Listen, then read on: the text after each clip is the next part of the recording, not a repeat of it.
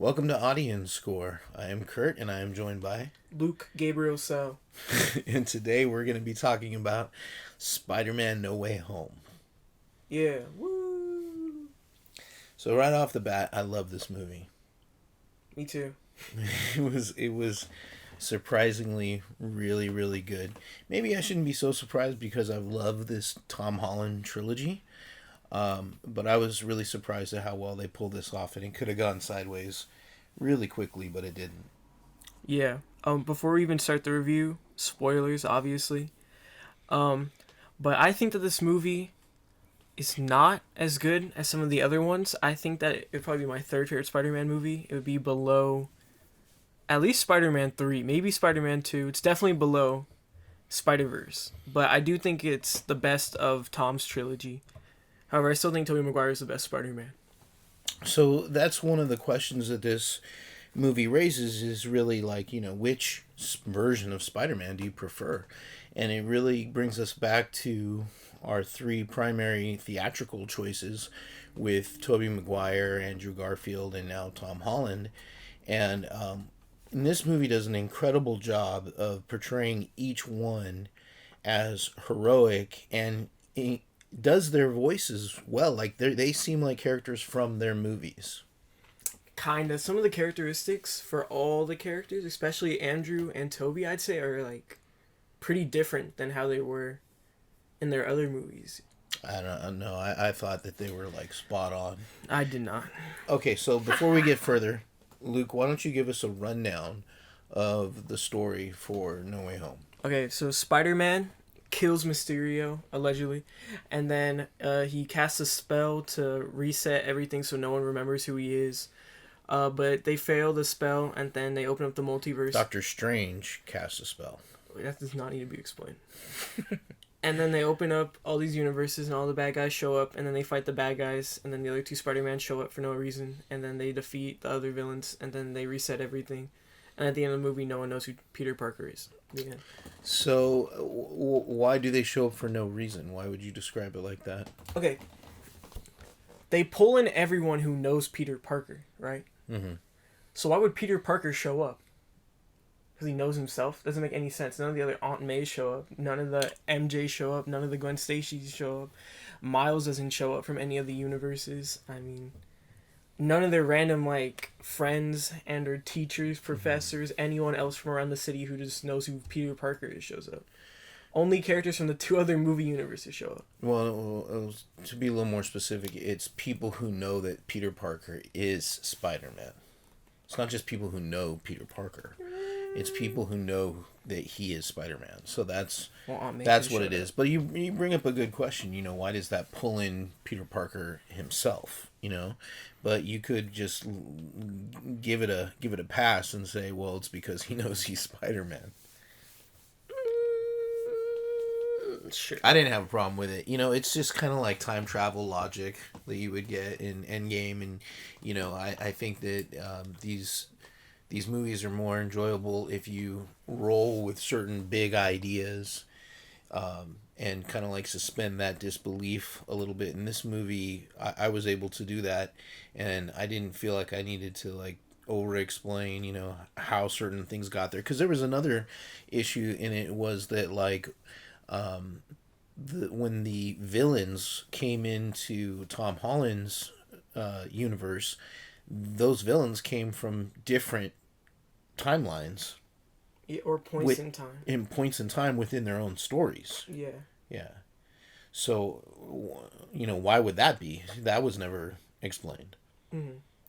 But I didn't feel like it was necessary to explain that, and that's something that I feel goes back to like Star Wars: The Phantom Menace. For me, one of the biggest turnoffs I had from that movie was when they introduced the idea of midichlorians, and it was this attempt to explain the Force, and I was just like, just leave it, let it be this mysterious thing. These are fictitious stories, so they need to have elements in them that are mysterious, like how certain technologies work and so forth. Otherwise the whole thing just kind of like falls apart. So I let this movie take me for a ride, and that was never an issue for me at all. Yeah. um, honestly, the story's pretty basic. And it's not really a bad thing because it's a Marvel movie or whatever. But there are some things that I just wish were expanded upon. Like, I wish Daredevil had more than a minute of screen time. Like, not in any of the major battles or anything, but I wish they kind of played more into. Did you want to see him suited up? No, I want to see Because him as Matt what Murdock. Luke is talking about is you get Matt Murdock in the movie, which is a super cool cameo, and he even does like a little hero move, showing his powers, but you only see him in the one scene, and then you don't ever see him suited up as Daredevil. Yeah, and I wish. Maybe not that Daredevil showed up, but that he showed up again in some point of the movie. As Matt Murdock. Yeah, like going back It could have made sense. like a trial of Peter Parker or something, like a short 5 minute scene Oh, I'm glad they didn't do a trial. Why? I don't know. Yeah, unnecessary. Wrong. I like the way they went on this one. I don't.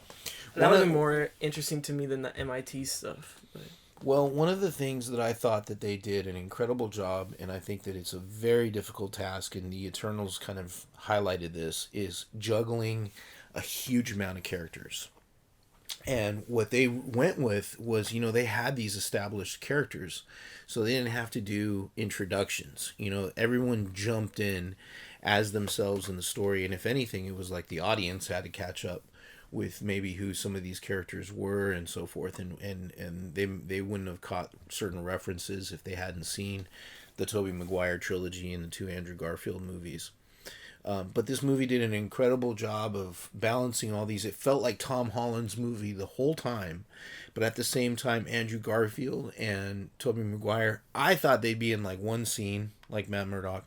I didn't think that they'd even go into any kind of action, that they might not even appear in their suits. So I was shocked at how much they were a super important part of the story, how developed they were in their own little worlds and got little mini arcs in this world. It was super well done. And at the same time, you still had MJ and Ned, who felt like they were in there quite a bit and got time. So everyone was in there and got this like great amount of time. Doctor Strange had some wonderful scenes, and when he went toe to toe with Spider-Man, that was like really cool. So again, I was very impressed with how well this movie did that, balancing all these characters and giving them all time. Let alone the villains. I didn't even get into the villains, but all these, the good side characters. Yeah. I really don't have much more to say about the movie. I think everyone else has already talked about it so long, I just wish Miles was in the movie, but, besides that, that's like the only thing I actually wanted. I only wanted Miles. I didn't really care if the other two were in it. But, it's cool or whatever. Now they can do Amazing Spider-Man 3 and introduce Miles, and then they can do Spider-Man 4. But, Well, we didn't get into something that I thought that was interesting with the film was Aunt May wrong? Yes. Aunt May was completely wrong. I don't know what the hell she was talking about. All right, give us a rundown of this, and then let's end it on this discussion, because I think this is a very interesting one. And while I was watching the movie, that's what I was thinking too. So explain to us what you mean by Aunt May was wrong. All right, so basically Green Goblin walks in and he's pretending to be like normal. Well, I guess he is normal at that scene, but he's like, "Please fix me, Peter." And then Aunt May's like, "You have a responsibility to help them," But Peter has no responsibility to help them. Like, they're all just evil. Like, they actually just murder people, unlike the other villains that Tom has already fought. And that's the reason she dies, because of that. So then when she says, "With great power comes great responsibility," it really doesn't make that much sense. And I actually like that Tom got really mad. I think that would have been perfect setup for Black Suit Tom, because that's what they're trying to set up, I think, with the symbiote. Either that or Agent Venom. And I think if they played into that, just making Tom evil for well, I guess there would be a complete reason. I think people would be shocked, and I think I'd like the movie even more. Because there's a scene where Tom's about to kill Green Goblin, and I think that if he killed Green Goblin, it would be, like, insane, But yeah, people probably wouldn't like that, but I probably would have loved it. It would have been the best thing ever. People would not have liked it, because it would have gone like this incredible left turn into darkness in this universe. And this universe with Tom Holland has always had a lightness to it. That's why I think it would have worked perfectly, because now that they're out of high school, they can go into like darker story, especially if they're gonna go into Venom. And then the new Doctor Strange is gonna be a horror movie, or supposedly a horror movie. So if they're going into more dark themes with the MCU, I think that would have been very cool if they actually went with it. But you know, it's whatever, I guess. Yeah, There's no consequences for the villains then acting evil. They all just get to turn into good guys and then go back to live normal lives. There's no consequences for them murdering a bunch of people and destroying a bunch of property, you know? Yeah. Because they were all somehow possessed in some way. Yeah. So they were like reversible. It was literally every villain was a science project gone wrong. Every one of them was a mad scientist where their invention turned on them. So all except Sandman. Except Sandman, true. I guess he was the only legit like criminal that started off as a criminal. I thought it was a wonderful movie. I give it a 9 out of 10. Strong 9 out of 10. We didn't even look at the reviews on this one because it seems to have been pretty much universally loved by audiences and critics alike. It was a runaway hit. So I give it a 9 out of 10, and there are moments that are 10 out of 10. It's a great, fun movie, super rewatchable. So, very impressed. Excellent ending to their trilogy. As a well, it's going to be 6 movies now, but as a Marvel movie, this is like a 9. But as a normal movie, I'd probably give it an 8, because I have too many little issues just with kind of pacing and story-wise that people look over, but I think it's pretty good. I think an extended cut might actually fix some of my issues with it. Because, 2.5 hours? If there was a 3-hour cut, I think I might like this movie even more. Because it would just develop everything better. But yeah, I don't think this needs to be on the IMDb top 250s movie or whatever. At like number 11, like the 11th best movie ever made. That's ridiculous. But. Yeah. It's definitely, it's one of the best Marvel movies for sure. It's one of the best Spider-Man movies, I think. I think Spider-Man 3 deserves to be in the top 10 best movies of all time. The Tobey Maguire. Yeah, that's the best movie ever made. Yeah, Luke loves Spider-Man 3. And that's his favorite of the Spider-Man movies. But I think I like this, more than the previous ones. My favorite Spider-Man movie is Homecoming. I thought Tom Holland was incredible. I thought it was a phenomenal story, great script. It blew me away.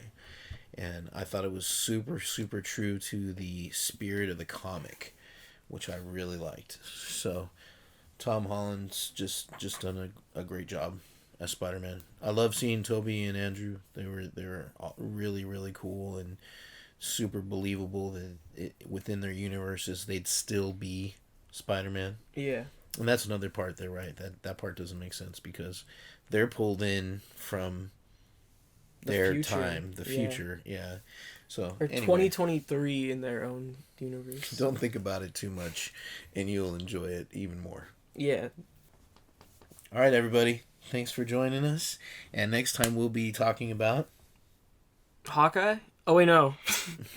We'll be talking about Gotham Knight, the Batman movie, animated, quadrilogy, short film collection, ASAP, Japanese animation, Spider-Man No Way Home, audience score.